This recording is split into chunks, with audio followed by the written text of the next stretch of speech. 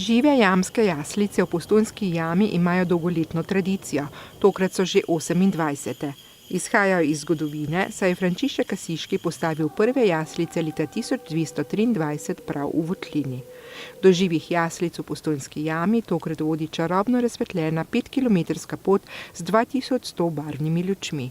Sredi jame pa jih čaka čudovita predstava.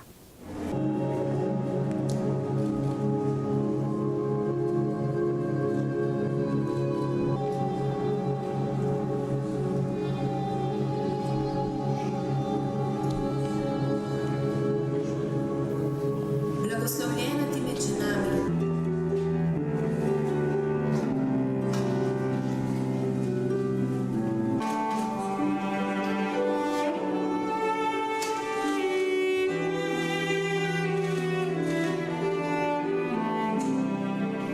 Žive jaslice v Postojnski jami so izreden projekt, ki upravičeno navdušuje obiskovalce od blizu in daleč. Priprave se začnejo že septembra, saj je treba izbrati ustvarjalno zasnovo, scenarij, avdicije, kostume, nato pa tudi pripraviti samo jamo. Gre res za izjemen projekt, ki nastaja 2 meseca.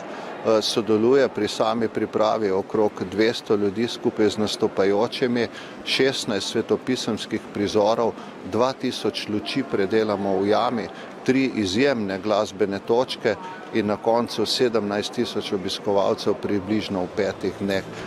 Biblijska zgodba vedno znova očara obiskovalce tako samo predstavo kot z glasbo, ki v naravnem okolju podzemne jame še bolj pride do izraza. Ne boj se vzeti k sebi Marije, svoje žene, kar je spočila. Meni se dopadajo ti pevci, super, ja res, kar kocine mi gredo po konci. Zelo lepo, čudovito, enkratno, vredno pogledati. Ja, super, zelo so se potrudili. Otroci so uživali, sploh obožni z vlakcem, vse te luči, lepo. Ja. V primerjavi z običajnim obiskom?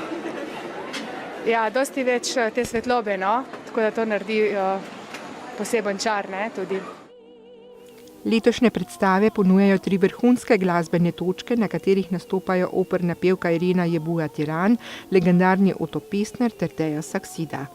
Oto Pestner bo s svojim žametnim glasom ulepšal prizor rojstva, vrhunec 5-kilometrske podzemne predstave, Irena Jebuja-Tiran pa zadnjo in najbolj pompozno točko v koncertni dvorani. Zagotovo je en poseben občutek peti v naravni katedrali, ne? Pač to je naredila narava in je čisto drugačna akustika. In ker je glas pač tudi najbolj naraven inštrument, ga je tudi narava sama naredila, se mi zdi, da se še posebej lepo spaja skupaj eno z drugim. Tako da je posebno doživetje peti tukaj. Sicer pa v samem projektu sodeluje še mnogo drugih umetnikov. Tako lahko obiskovalci vidijo razstavo inštalacij, fotografij in mnogo drugih stvari, ki dajo celotnemu spektaklu dodaten šarm.